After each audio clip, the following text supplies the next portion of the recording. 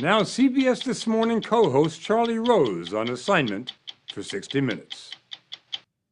Tonight we're going to introduce you to one of the most innovative thinkers of our time. He's a man who has had an enormous impact on our everyday lives. David Kelley is the founder of the Silicon Valley global design firm ideo. His company has created thousands of breakthrough inventions, including the first computer mouse from Apple, the stand-up toothpaste tube, and a better Pringle for Procter & Gamble.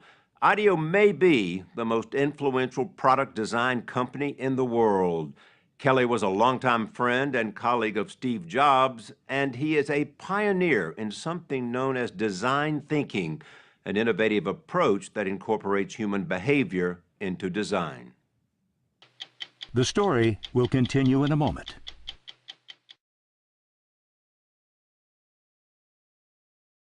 The big thing about design thinking is it allows people to build on the ideas of others. Instead of just having this one thread, you think about it, I come up with an idea and then somebody from somewhere else says, oh, that makes me think we should do this. And then we could do that. And then you get to a place that you just can't get to in one mind.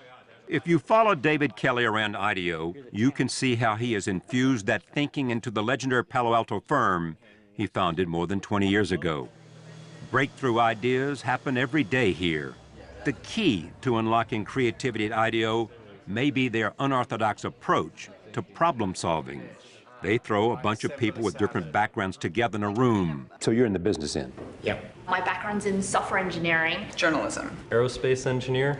Doctors, opera singers, and anthropologists, for example, and get them to brainstorm. You got to have a certain culture. You got to have collaboration. You got to have diversity. You got to have an anthropologist and a business person and an engineer and a computer scientist. All of those kinds of. You got it. That's the hard part. Is the cultural thing of having a diverse group of people and having them be good at building on each other's ideas.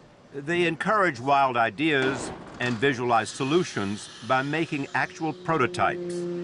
But the main tenet is empathy for the consumer, figuring out what humans really want by watching them.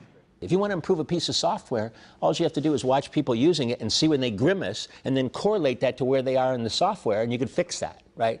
And so the thing is to really build empathy, try to understand people through observing them. In other words, their experience will communicate what you need to focus on. Yep, exactly. It is a concept that had its genesis in 1978, when Kelley and some Stanford pals took the notion of mixing human behavior and design and started the company that would eventually become ideo. One of their first clients was the owner of a fast-growing personal computer manufacturer by the name of Steve Jobs. He made ideo because he was such a good client. We did our best work for him. We became friends, and he'd call me at 3 o'clock in the morning. At 3 a.m.? Yeah, we were both bachelors, so he knew he could call me.